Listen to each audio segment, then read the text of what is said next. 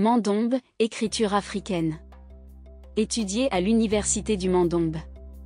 Mandombe, une écriture africaine en expansion.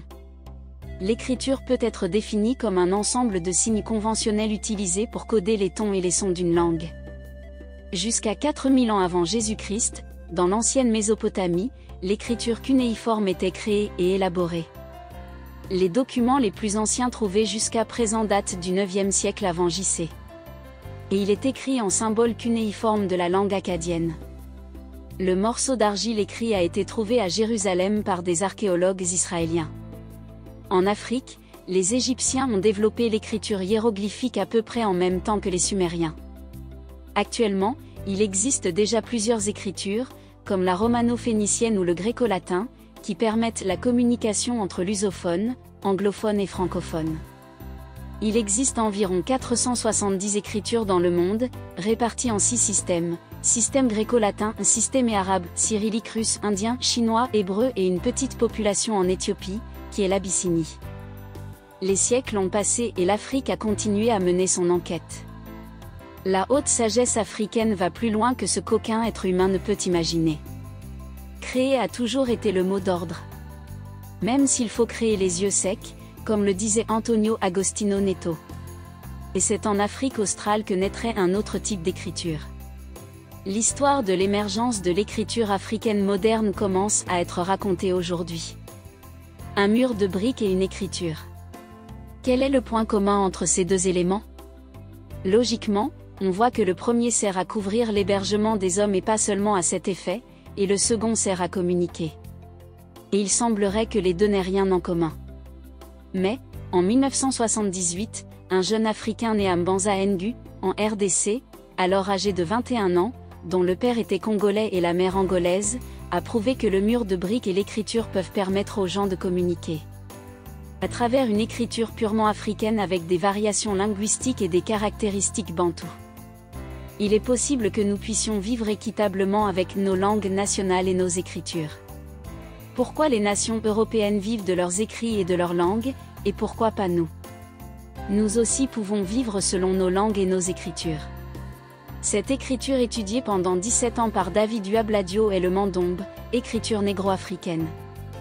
Elle a été révélée par l'un des prophètes les plus connus apparus dans la période centrale de la colonisation entre 1921 et 1951, pour annoncer l'indépendance des pays africains.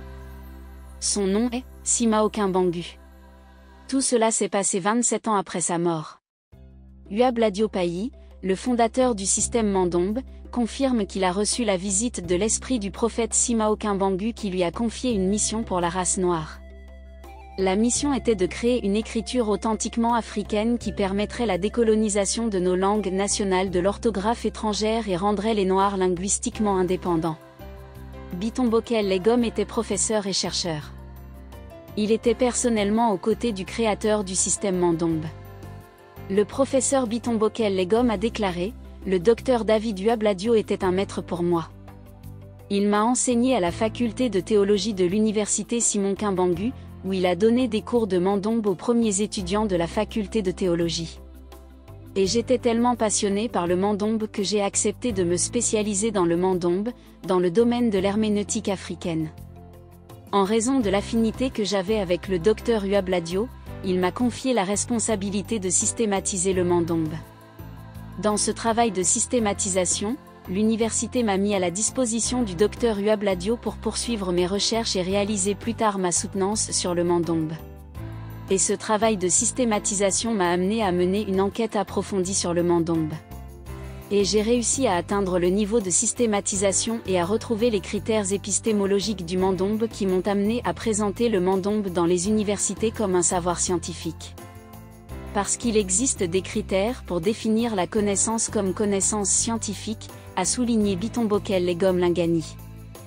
L'émergence du système Mandombe présente des détails simples mais très impressionnants.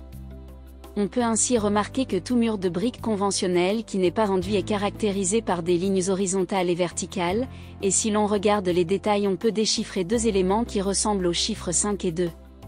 Ce sont ces deux nombres qui découvriront en 1978 leur véritable fonction dans l'écriture africaine moderne, représentant le symbole culturel et scientifique de la nouvelle ère de la Renaissance africaine moderne.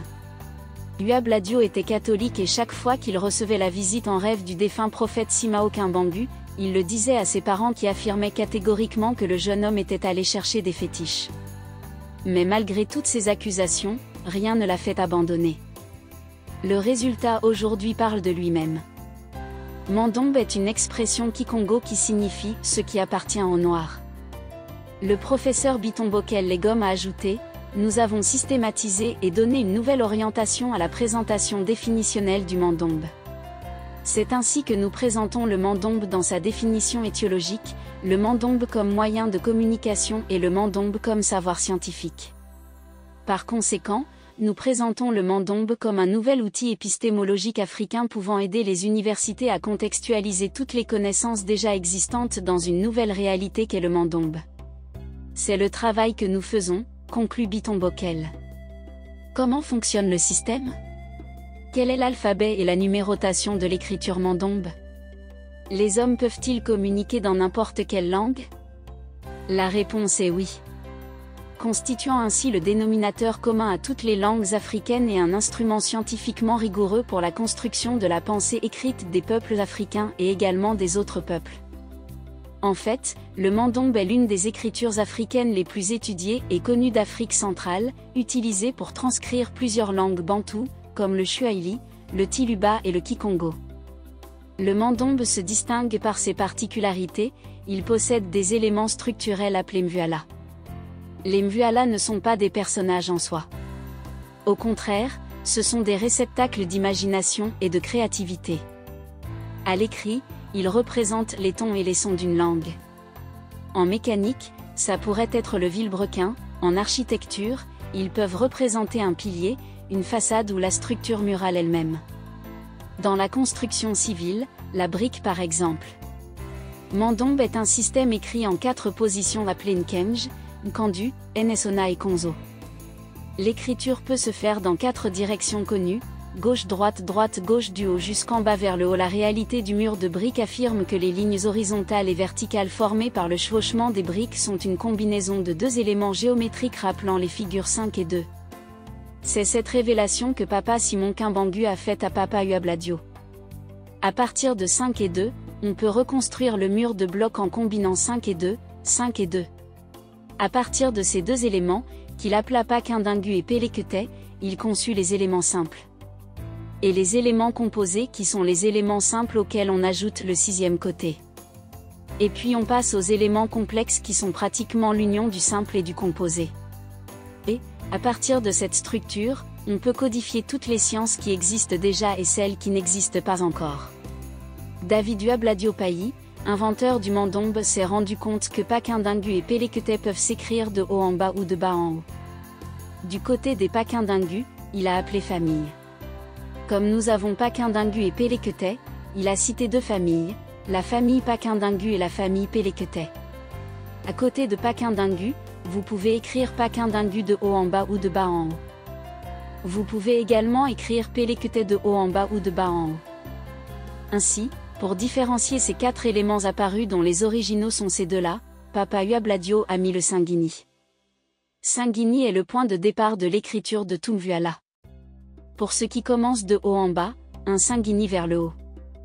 Pour ce qui commence de bas en haut, un Singini vers le bas, et ainsi de suite pour la famille Pelekete. La numérotation en mathématiques, par exemple, est 1, 2, 3, 4, 5, 6, 7 est la symétrie de 6, et nous avons 8 qui est la symétrie de 9. Et nous avons 0. Le 0 est un triangle. Ici, par exemple, nous avons 25, nous avons 2 et 5. Et nous avons le point, et le 5 du mois de mai, c'est-à-dire le 0 et le 5 qui nous donnent ce nombre. Nous avons ensuite 2019. Ce sont les nombres 9 et 1. Il s'agit donc d'une écriture complète et dynamique qui va principalement aider le continent africain, non seulement le continent africain mais aussi toutes les personnes d'ascendance africaine. En Angola, les écoles kimbanguistes enseignent déjà l'écriture. Adultes et enfants écrivent et déchiffrent le système. L'idée d'insérer l'apprentissage de l'écriture mandombe dans les écoles publiques du pays existait déjà chez les kimbanguistas. L'expérience pilote a été réalisée au cours de l'année scolaire 2004 et il était prévu que les résultats soient envoyés à l'Institut national de recherche et de développement de l'éducation pour évaluation. Mandombe a été inséré dans l'enseignement privé Kimbanguista au Colégio 18 de Novembro et Fobu comme phase expérimentale. Une étude est en cours pour voir la possibilité d'insérer le projet dans toutes les écoles kimbanguistes. Au niveau de l'État, nous attendons actuellement l'initiative du gouvernement provincial d'Ewige, qui a demandé à la direction nationale de préparer des enseignants qui pourraient d'abord enseigner à tous les membres de la GAL architecture. Le Mandombe est valorisé. L'architecture du Mandombe est un système de construction africain conçu au sein du Mandombe. Ce système basé sur une syllabe ou un mot peut représenter une structure architecturale. Par exemple, si quelqu'un qui a appris le Mandombe, voyant immédiatement la maison, se rendra compte que c'est la maison Kizolokel, même si on ne le lui dit pas. Mandombe a impressionné tout le monde depuis sa sortie publique en 1992. Il a remporté de nombreux prix et médailles. En 1998, la première école Mandombe a ouvert ses portes en Angola, dans la province de Cabinda. En 2011, Uabla Diopayi a reçu un doctorat honorifique de l'Université de Kinshasa en novembre 2011, pour sa découverte du Mandombe. En 2012, Mandombe a remporté la médaille de bronze au Salon allemand des inventions. En 2018, Mandombe a remporté une médaille d'or au Salon international des inventions de Genève avec le projet Mandombe.01. En 2019, diplôme de mérite décerné lors de la première édition du Salon de l'innovation et de l'invention de l'Université Agostinho Neto. David Uabla Diopayi est décédé en 2013, mais aujourd'hui Mandombe est une écriture africaine en expansion. Source: Écriture du Mandombe, documentaire Pedro Paxi, TV Zimbo, Angola. Paxi, TV Zimbo, Angola. Paxi.